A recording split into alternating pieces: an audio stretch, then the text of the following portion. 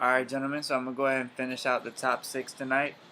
Before I do get into it, I do want to say, hope I'm not rambling a little too much. I know my rankings aren't exactly what David does, but I feel like I don't really give y'all much input in the band. Um, so I kind of wanted to just give y'all maybe the mindset of the champ. You know what I'm saying? Let y'all know where I stand with some things. And, basically just give y'all my take more or less. Involved in rankings, of course, but basically just give my take on each roster, and hopefully y'all have enjoyed it so far. Um, and if your team has not been called yet, well, I'm sure you're excited to see where you're about to fall. Obviously, these are, my opinion, the six strongest teams in the league. Um, with Boyer and Don really just outside of it, more or less because of their records. Um, kind of put themselves in a tough position to advance to the playoffs. And really, we have 3 weeks left, with this being one of them. So it'd be interesting to see what happens going forward. Um, as you can see, my eyes are a little low, but we're not going to let that distract y'all tonight. You know what I'm saying?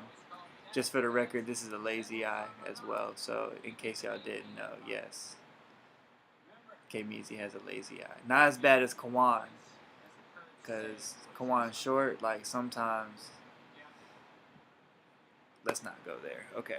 Anyway, so starting off with the, I guess the top six. We'll go with the guy I have positioned at the sixth spot. I'm gonna go ahead and bring up his roster. That is gonna be T-Man, Capital Offense. Um, spoke to him a little bit here and there throughout the season, trying to get trades done, but also just, he's a good guy and he really knows fantasy pretty well as far as when he does his transactions and things like that. And he has a roster that I do not want to face again. I had the pleasure of actually facing him twice this year. Thanks, Dave, for that one. Um, and I think I had the rabbit's foot those two matches, which I've probably had most of this season, but I'm not taking that title because, well, we'll get into that later. But back to your roster. I think your roster is extremely scary. Your top four in particular are arguably as strong as they get. Now, as of right now, you don't have AJ Green in there or Gronkowski. But even with Emmanuel Sanders at your wide receiver one right now, I mean, Emmanuel puts up buckets. Now he's going to have some weeks where he puts up low numbers where you don't want to start him. Jarvis Landry has done that for me, but he's a dependable guy, so you kind of just got to roll with him each week. He started out doing really well. We had some talks about possibly moving him to my roster, and it obviously never worked out. Um, but I thoroughly enjoy watching him put up numbers. And then when you go down to your bench, man, I mean, before I get into your starters, that top three that I didn't mention, Gronk on bye plus I guess injured or whatever. I mean, he's going to play and he's going to be dominant. You got AJ Green who has been injured, but when he returns, he'll be dominant. And you still have Edelman, who's a great flex option any given week. So when you have those three on your bench right now, you're in a good spot. Now, when you get back to Saquon and James Conner, I mean, when it comes to duos, as far as running backs and fantasy, I definitely like McCaffrey and Kamara the most. But surprisingly, James Conner and Saquon Barkley are just as good. I mean, I definitely wasn't high on Saquon. I knew he was going to be a baller. I didn't think he was $80 worth, to be honest, and I still don't think he's $80 worth, but I mean, he's worth putting all your chips in, and that's what you did. So unfortunately, my chips wouldn't have been 80. My chips would have been much smaller. But anyways, then you got James Conner for the low. Great job, man. I mean, a player that I had in mind, but who didn't think Le'Veon wasn't going to play. Um, so you definitely probably, I mean, you arguably the steal of the draft. Let's just say that, arguably. Okay. Michael Crabtree, I'm not going to be dependent on him, but again, that's when it comes to the fact that you have Edelman and AJ Green just chilling on your bench right now. Andrew Luck and Carson Wentz, that's a fun argument to have week in and week out, though I would play Andrew Luck every single week, just for the record.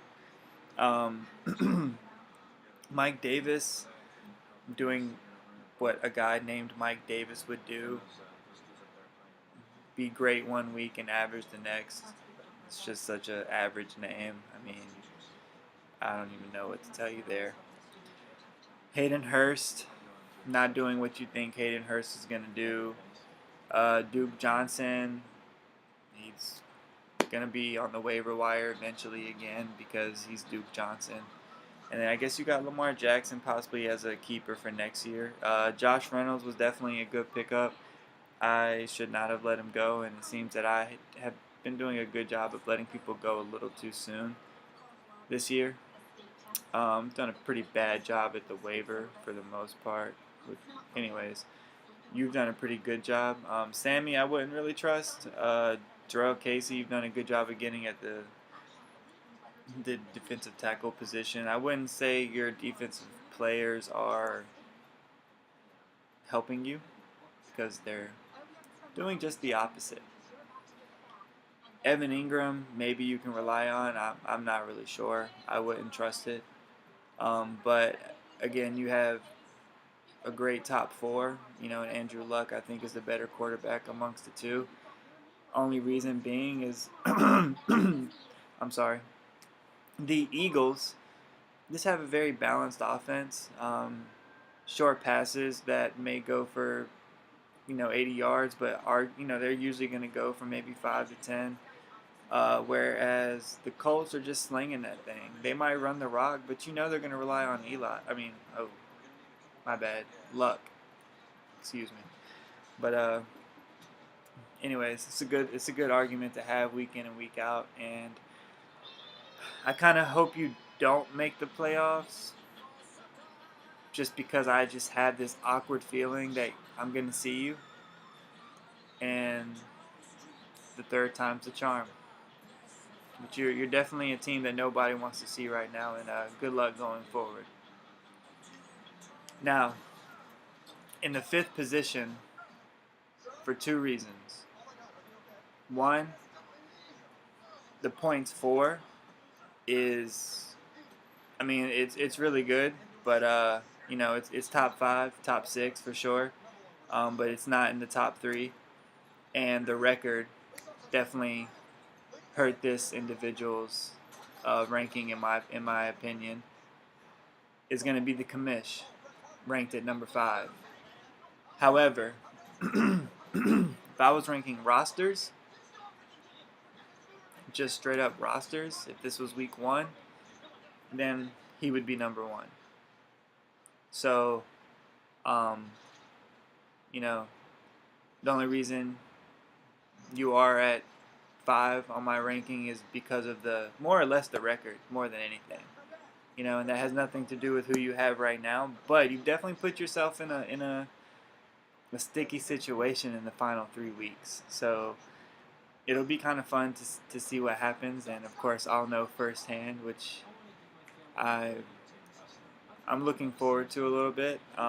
Didn't have as much confidence at the beginning of the season, but I think you know that based on some of our conversations and how I kind of regret my draft process. But going past that, what I have realized is that Gurley is on bye week 12, which will be next week, and Kareem Hunt is as well. So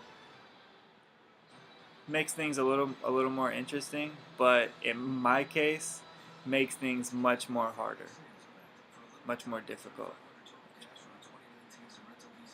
I wish I could cut and edit that shit out. Anyways, So, looking at your roster, and when I talked to the sixth position player, T-Man, and about his top four, well, shit, man.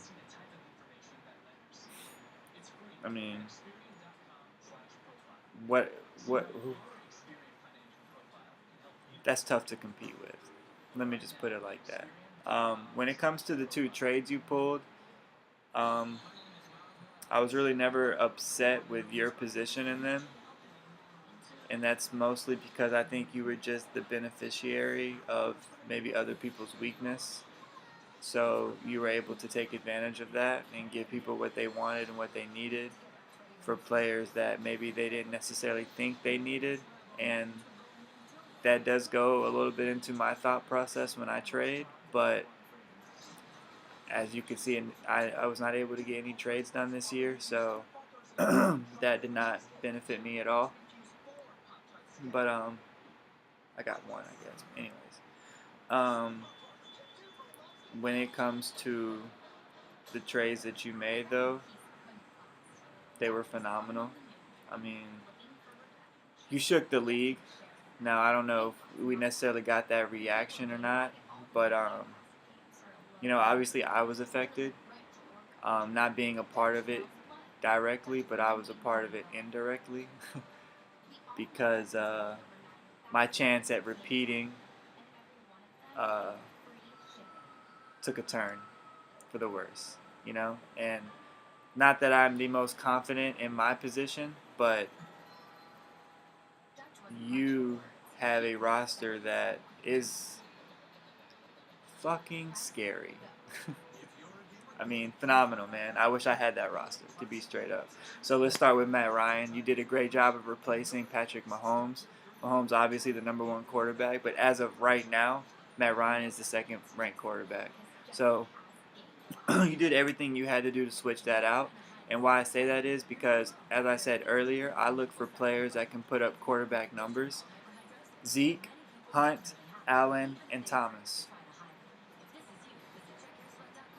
How you pulled off those trades without giving up Michael Thomas or Keenan Allen, I have no fucking idea. But you did it. Not to even mention Le'Veon Bell just rotting over there. How you did it, I don't know, man. But you did it. And the fact that those four players that you can start every given week makes your job so much easier. Ryan being the fifth, right? Valdez Scantling, I mean, even though he only put up one this week, anybody would have started him at flex. A lot of people probably would. I would have started him at wide receiver too, in the position that I'm in at wide receiver. So, I mean, you know, again, being ranked fifth does not speak volumes to your roster. Now, as I scroll down to LaShawn McCoy and Doug Baldwin, extras, I mean, I'm sure you're regretting not playing Baldwin right now, but again, I think you probably got an easy dub this week, so I don't know if you're really sweating it. Obviously, where you're really struggling, is your defensive players, your IDPs. I think you've probably been moving them in and out all year. Um, I see you picked up Melvin Ingram. I'm pretty sure you made a comment to me about him earlier in the year about playing him at linebacker, if I'm not mistaken. But I'm sure you'll find yourself in a position where you might move him around a little bit. You know what I'm saying?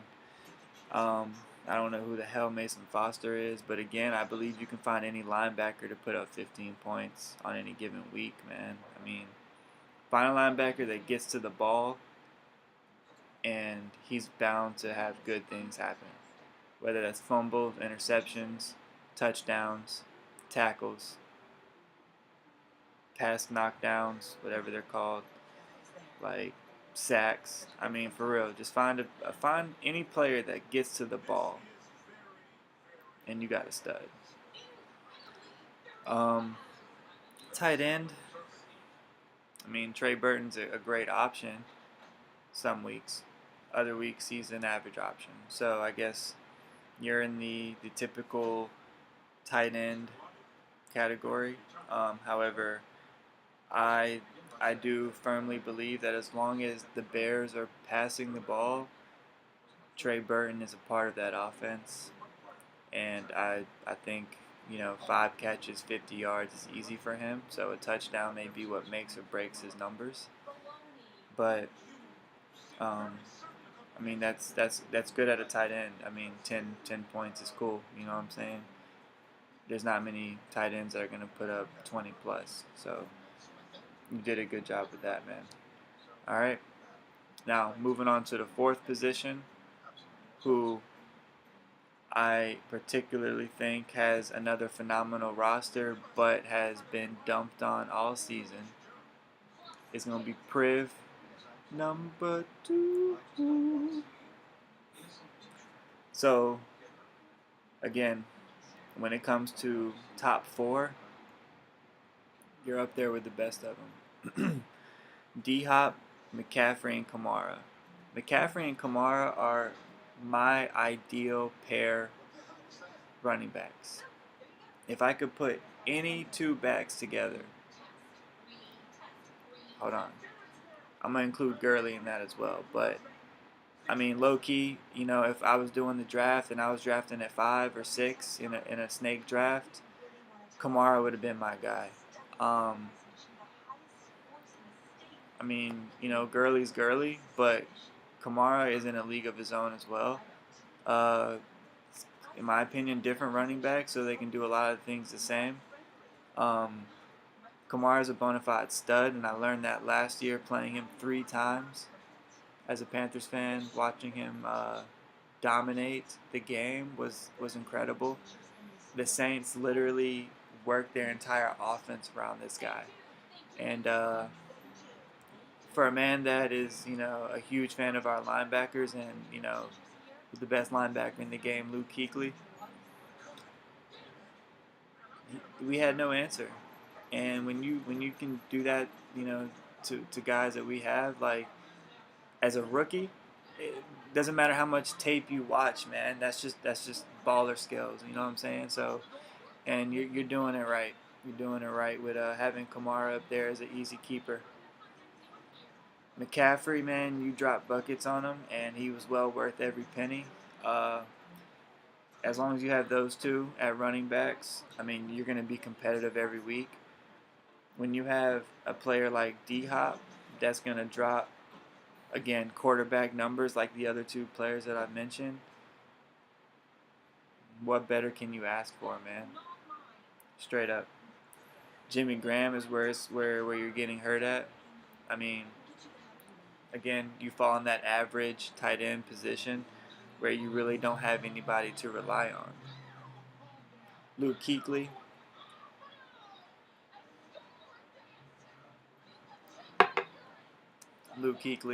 You know where I stand with that.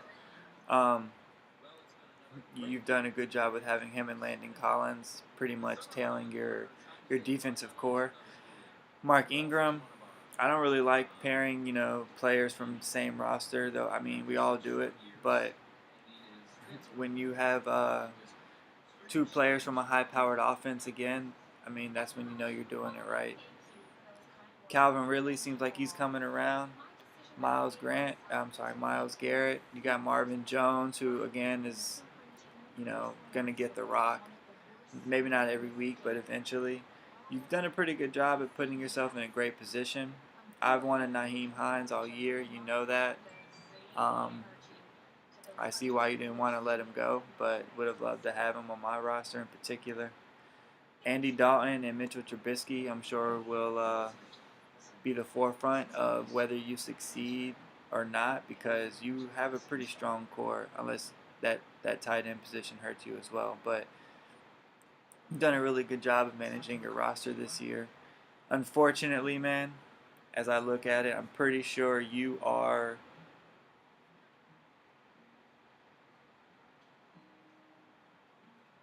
all putting up great numbers. You're in 3rd place when it comes to scored points. But you're just catching guys on hot weeks. You know, you might be able to put up 170, but the guy you're going against puts up 175, and it's tough to win like that. But in your case, what really matters is making the playoffs, because you have the roster that can beat anybody. So as long as you can make the playoffs, you're set, dog. Straight up. And I'm pretty sure you're gonna make the playoffs, man. You're basically one of my guarantees that I have in getting in the playoffs. So all you got to do is just wait 3 more weeks and understand that you have the players from teams that will need to make a playoff run, that are on high-powered offenses and get high volume. That's the key to success in this league. So good luck going forward, my friend. Next up, the number 3 position, we got Mr. Honcho, Jason, who has a hell of a year when he didn't even participate in the draft. I mean, the fact that you are this competitive and you're able to manage this kind of roster, man, is phenomenal. You've got yourself in a pickle with having Dak at quarterback this week. Definitely think you might regret that situation, but of course you didn't have many options with your main quarterback on bye. Brady, who stunk it up last week, definitely hurt you, but you were able to squeeze it out, man. Congratulations on that. I don't know if you were watching it necessarily, but that was, whew, talk about squeezing out a dub. That's the definition of it. So OBJ and Antonio Brown, I guess, have carried you throughout this season. To be honest, man, your running back situation all year has been interesting, to say the least. To have Fournette back for you is amazing. He's projected to get 14 right now, which is pretty funny. I think these projections that they have on the ESPN app are just mind-blowing sometimes, man. But they're just so inaccurate. Not even in his case in particular, but just from seeing, I have 2 separate accounts. In one account they'll have a player getting 5, and in the other account they'll have the same exact player getting 3. I don't know what they're doing with this, but anyways, Jamal Adams, having him on his bye and have a bona fide hustler on defense. Again, you find guys that get to the ball, you get studs, and you've gotten just that. Tyler Boyd on the bench, I never saw this kind of outcome coming from him, but he's definitely helped you, man. And to have 3 strong receivers while giving up Julio, I'm sure kind of worried you early in the season. Having Fournette back now, I'm sure that makes you feel a little more comfortable. You have great backups on the bench, players that are going to get the rock, but their volume is limited, such as Doug Martin, Ito Smith, Wendell Smallwood. However, they're really just one play away from being starters, and that could be an injury or a phenomenal play that they're able to perform on the field. Your tight end position, I think, isn't a bad situation. I mean, you obviously don't have that valuable tight end that you're going to start every week, but I do think the Falcons are a great offense, and to have Austin Hooper, who is a reliable target for, excuse me, for Matty Ice, is definitely going to help you. I apologize about that. I wish I could edit this, but I can't. Vander Esch, I mean, I really just saw him play for the first time, and my goodness, you know what I'm saying? Sean Lee Volume 2 coming soon. So that'll be exciting to see. Throughout the season, man, you've just seemed to really make great roster decisions every week, and that's helped you get to 7-3. I do think that you probably could score a little more points going forward. You are in the top 5 in points scored, so that'll definitely be important going forward, because the playoff seedings is going to be important, man. It's going to be important. You know, we have Pop with the same record as you in the same division, so one of you will get that 2 seed.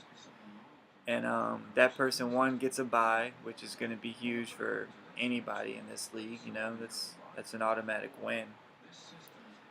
But you get to avoid the rosters that are going to be also in the playoffs. I mean, what I will say is that these 6 teams that enter the playoffs will legitimately have a chance to win it all. It's going to be who gets hot at the right time. Straight up, I mean, it's going to be like some real playoff shit in the NFL. Like, it's gonna be interesting to see what happens. You know what I'm saying? I'm not necessarily excited for myself. You know, I will say I'm humbled with my situation. But Jason, just for the record, man, be careful. Like, try and fight for that 2 seed because man, to see Dane, David, or T-Man, shit, to see Mike, or if Don makes it, like if that roster really does what they've done the past couple weeks and this week, like these are rosters that nobody really wants to see. So, but really Priv and Commish in particular, like it's tough out here, man. But you've done a great job of clawing your way up to 7-3. If you do end up with a tied record, you know, with Pop, then you will end up at the 2 seed, more or less, because I assume the points for. But hey, do something right, dog, because that 2 seed is calling your name, and that's all you gotta do from there is win 2 games. So good luck, my friend. All right, second up, and arguably, you know, one of the best rosters also in the league. You know, I put up there with the Commish, in all honesty, and a guy that I genuinely wanted to give the 1 to, for multiple reasons. One, for the points scored. He has the most points scored in the league. He has arguably the best roster in the league. But the reason that I did place Pop, you know, Pop's All-American roster at the number 2 spot, is one, because I did defeat him a couple weeks ago. And this does have a few similarities to do with myself, obviously, because obviously now you know who will be at the 1 position. But I do think that the fact that I beat you a few weeks ago, you know, had something to do with it, of course. Though it was a tough matchup, and I got lucky. Straight up, I will say I got lucky. But the fact that I have a 2-game lead, that you're at 7-3, you know, I do think, you know, that kind of distinguishes the difference between the 1 and the 2. Now, when it comes to rosters, I mean, I would love to have your roster going forward. I wish I had one of those players off of your roster. I will firmly say that I can sleep at night knowing that he is on your team. But, you know, when I do randomly daydream or, you know, get into my thoughts and think what it would be like to have him on my roster,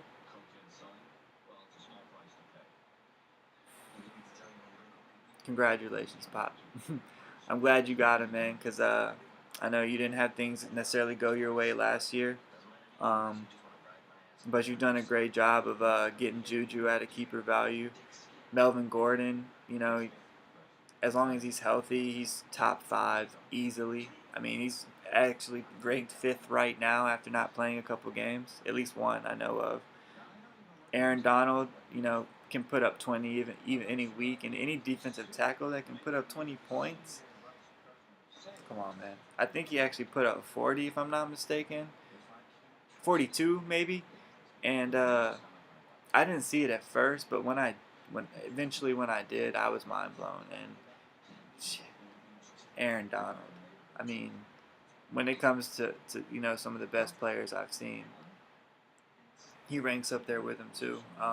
Definitely in the era right now. He's him and Mac are the two. Him, Mac, and in my opinion, Kuechly. Honestly, top three defensive players in the league right now, and there's some young guns that are coming up, so it'll be interesting to see what happens there. Harrison Smith, you can always count on him. Lamar Miller seems to be bouncing around because of that offense. The Houston Texans have taken off. Deshaun Watson looks like the real deal. He's feeding that ball to D-Hop, and I think maybe Demaryius Thomas has 3 catches for 40 yards, get you 7 points. If he gets a touchdown, he helps out the individual that has him rostered. But you know the fact that you have Lamar, the beneficiary of that duo and that trio, I guess you could say, definitely helps you out. Travis Kelce and Tyreek Hill, though, that duo. I mean, they're up there with McCaffrey and Kamara. They might not be putting up those kind of numbers, but they definitely have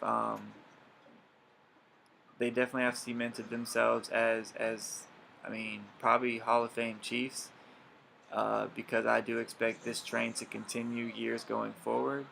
But also, some of the league's finest at their respective positions. Kelce and Ertz are battling tight end one week in and week out. I think, yeah, Ertz has the lead right now. He had a phenomenal week at tight end last week, and Kelce has those same results. Tyreek Hill, the fastest guy in the NFL, and the biggest heartbreak of my life right now at this present time, has treated you probably definitely better than I thought he would, because obviously he would have been a great $33 keeper if I knew this was going to come. But he has done you so right, man, and I'm happy that you've been able to find that receiver to do that for you and to pair him with Juju. Now, along with James Conner, and I can't remember the other individual I named, but the steal of the draft, and probably literally the steal, is James White. I mean, I went for Rex Burkhead because I thought Rex was going to be the replacement for Dion. But a few weeks ago, I kind of saw the NFL replay of that Super Bowl and noticed that James White was, the amount of that offense when they got hot. And I wish I knew that going into the draft. I really do. Because I would have approached that situation differently. But the fact that James White just does everything for the Patriots at, 5'2", 135 pounds, it's fun to watch, man. It really is fun to watch. Gio, not really relevant for you anymore, I don't think. DeMarcus Lawrence is a phenomenal linebacker. Tyler Lockett put up some buckets this past Thursday, but these guys aren't people that you're probably going to really want to rely on going forward. DeMarcus Lawrence, I think maybe he's a little more reliable, but I would rather go with Tremaine Edmonds. You know what I'm saying? Well, they are different positions. I apologize, but you even have Watt. So I'm sorry, yeah, and Donald. So you found yourself in a great position. I think the fact that you have Jack Doyle chilling on the bench right now behind Kelce is shit. What other tight end would you want chilling on the bench?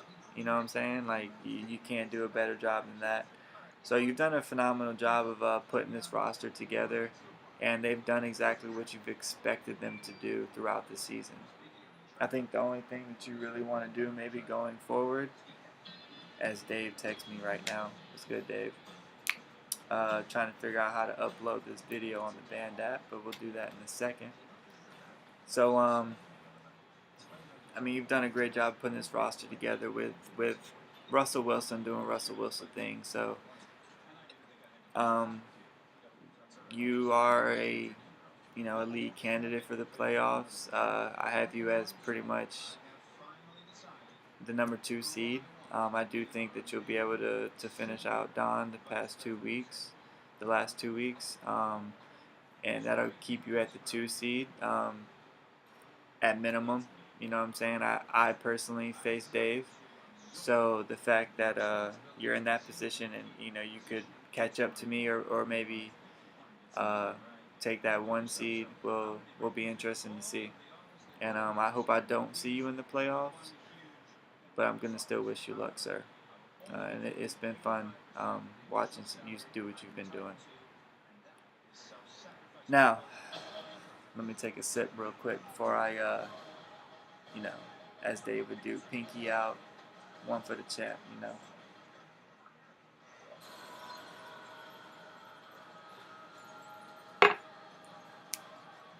Now,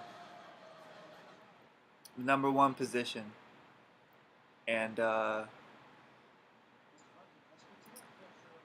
silent assassin, as I like what Pop said. You know what I'm saying? I like to call it stealth mode, just for the record. You know what I'm saying?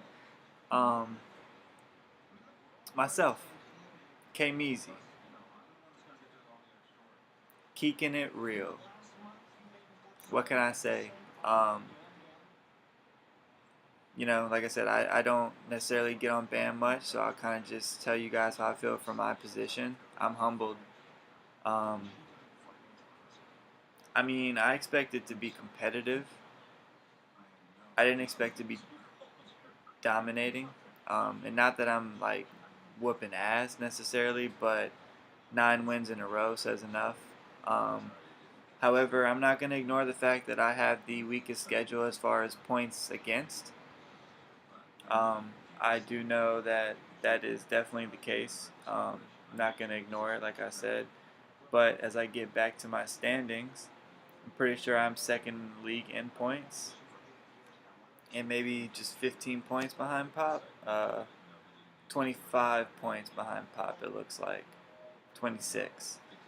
Um, I mean, that goes for second best, and I'm looks like 80 points ahead of the third point scored guy, who would be uh, Dane. So I've definitely set myself ahead of the pack with my 9-1 record and my 1,688 points scored, regardless of who scored what against me. If you look at everyone else's points against, the highest is looks like 1518, which is still 170 points less than what I have. So, though I'm sure some of those would have given me less wins, I'm pretty sure I would at least have a 6-4, 7-3 record at worst if I face some of these other guys on their high weeks. Regardless of with that being said, um, I've scored under 160 once, maybe twice in the entire season. Probably have the most consistent team in the league. That's just going throughout the season. Uh, and I'll be honest, Todd Gurley is the guy to thank. Um, not that I necessarily am able to watch him play a lot, as he's on the West Coast, as we all know. But being his fantasy owner,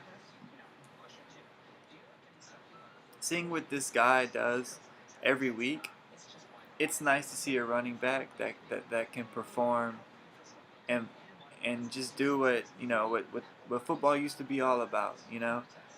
Um, Not just that though, he's transformed as a new running back too, with the ability to catch the ball and make plays in the open field. So when you talk about a running back, when you talk about a football player to have on the offensive side, Todd Gurley is where you want to go. Todd Gurley maybe 75% of it, and Sean McVay the 25%, the genius mindset that runs that offense. But hands down, Gurley is the reason why I am why I am. Now, when you want to talk about another guy that adds to the equation, when you want to talk about B, that's going to be Zach Ertz. Zach Ertz, the number one tight end, in which that is the position that everyone struggles at, the tight end position. Having the most dominant tight end, and one of two, but the most dominant tight end in the league, that definitely helps my case. Um, Now I don't have the sexiest top four, but when I include my top three, and I go ahead and mention Darius Leonard in that mix of why I am 9-1. If I got any waiver pickup right this entire season, any of them, and I mean I have a few, but I've dropped a lot of these guys, it's Darius Leonard. And I believe Dave said he bid maybe $1 less than me or two, but with what this guy has done for me, I mean he was worth $30. Straight up, all that bread I spent on Dorsett, I would have gave it to Leonard. He I mean, I don't know if you guys have actually, heard his stat line just throughout the season. But let's see, he's put up 32 times. He's put up more than 22 times. And the 2 times that he put up 30, he had 19 tackles and 13 tackles. From then on out, he's had, in 2 games, he's had 17 tackles, and in 1 game, he had that same amount. So when I talk about players that are ball hawks, this is the guy that I want. Not only are you going to, lead your team in tackles and possibly the NFL, but with that, you're going to be where the ball is. And like I said, good things happen to guys that are around the ball. Always. And I hope that he continues to perform at a high level. Now, other than those guys, I pretty much have tier 2 players. So Phillip Rivers, falling at the top of that tier 2. I definitely thought he would put up top 5 numbers, and the past few weeks he's put up average numbers, which is kind of upsetting me to say the least. But I do think Phillip will continue to drop 20, and that's what I expect from him. Joe Mixon, I'm hoping that he can keep putting up 20. But as long as he can get me 15, 15 to 18, he'll keep me in a good spot to keep in that 160 range, which I think is very important in this league. With these high-powered offenses, to at least stay there, it gives you a chance. And as long as you can hit 160, if you have one breakout game, you'll hit 170, 175 rather easily. Mixon does fall in that Bengals offense, though. A guy that I was never high on, or the offense that I was never high on. And in fact, I would have loved to move Mixon at any point throughout the season. I just didn't have that option. I wasn't given that option, and I wanted to move him for a player like Hunt, if you want me to be honest. Hunt is the running back that I wanted, and the running back that I knew I had a shot at. The other running backs like McCaffrey and Kamara, I mean, I wasn't giving up Gurley for them. And I didn't have any other players worth giving up for them. But those are the guys that I wanted to pair with Gurley. So Hunt was the best option for me. And unfortunately, Mixon, either I proposed it too late, or it just wasn't going to work out in the first place. So either way, it is what it is. And Mixon hopefully continues to perform well for me. O.J. Howard. Now, when we talk about good young talent, O.J. Howard is where it's at. Not only that, but I'm pretty sure I drafted him for $1. So when I have right now the 6th ranked tight end on my bench at $1 and nobody in the league hits me up for him, makes me wonder. I mean, I understand,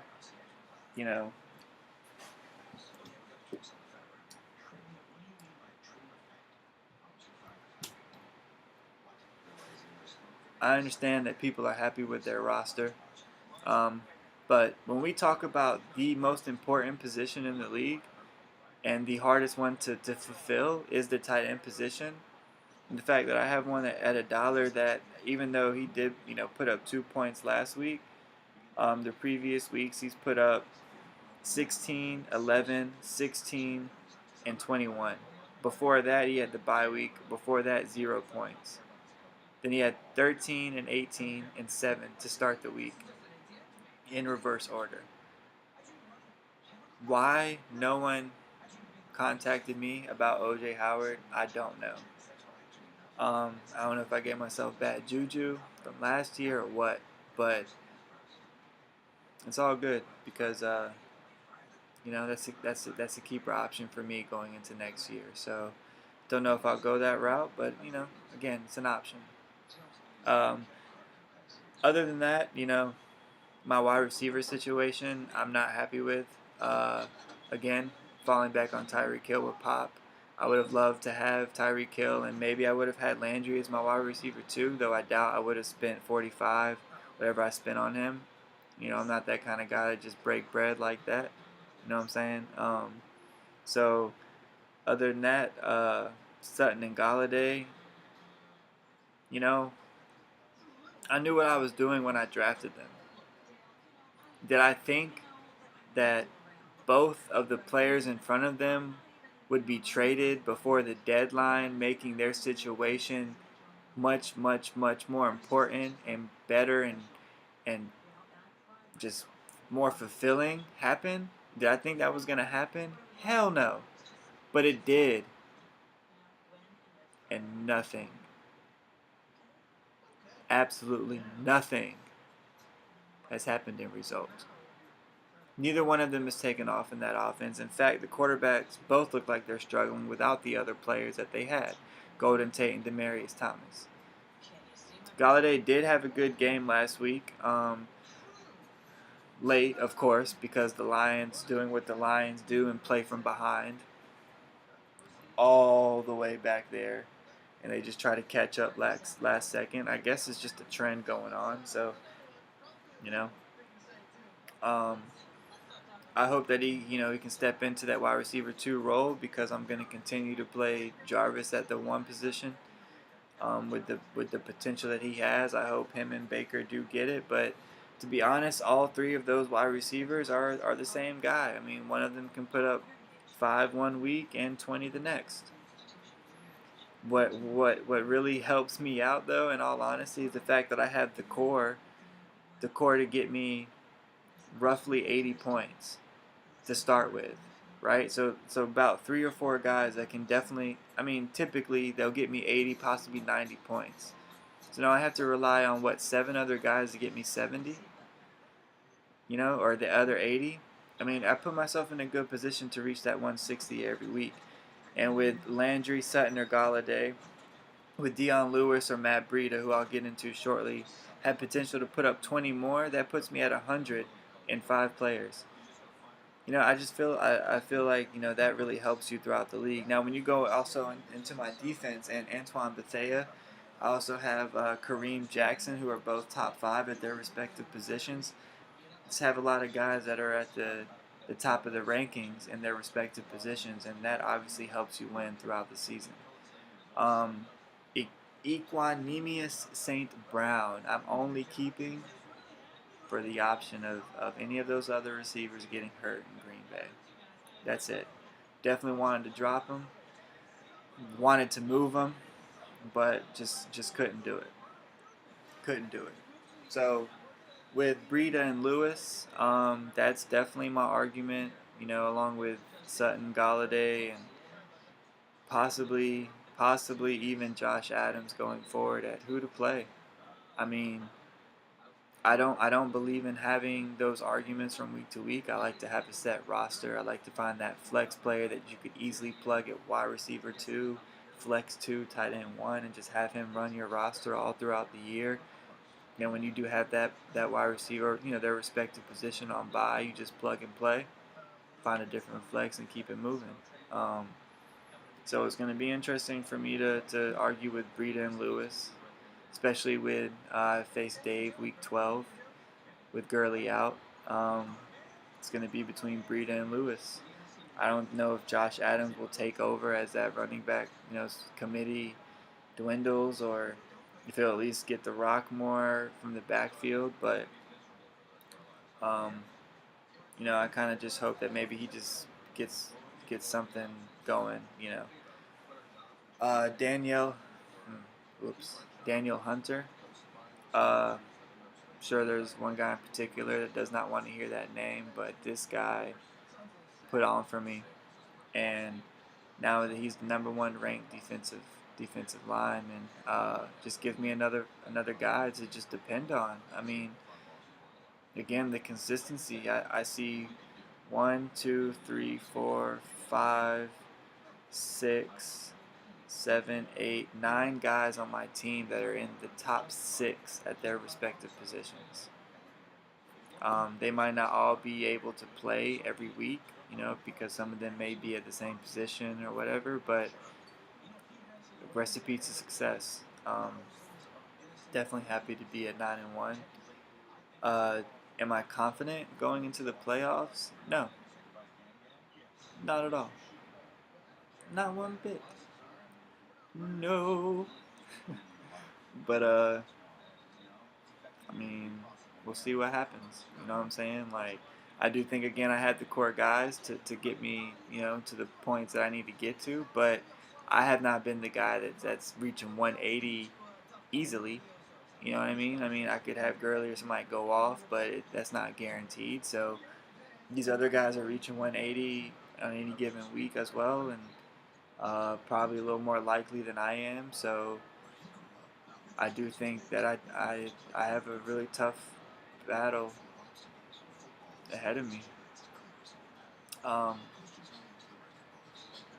I don't know if I'll secure that 1 seed, but as you all know, I am the first to clinch the playoff spot.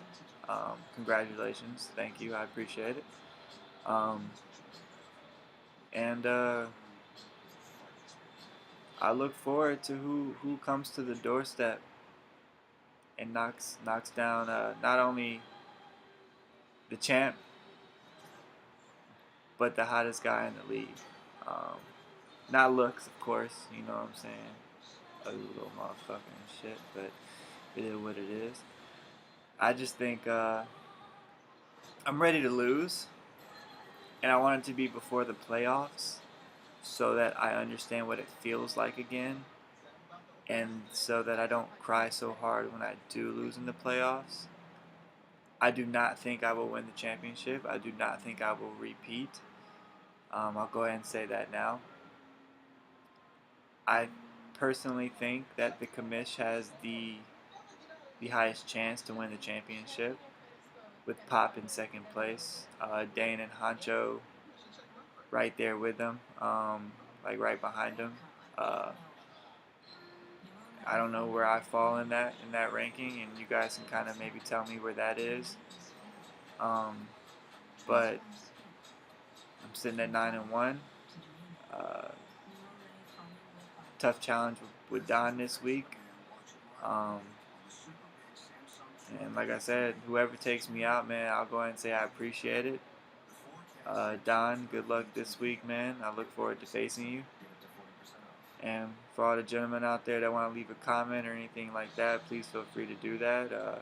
Hopefully nobody's upset with me. I just gave my take on everything. I just want people to have my opinion and see where I stand on the rosters and moves and things like that. Good luck week 11 and going forward, fellas, and I look forward to seeing y'all next year. You know what I'm saying? And y'all be easy. Peace.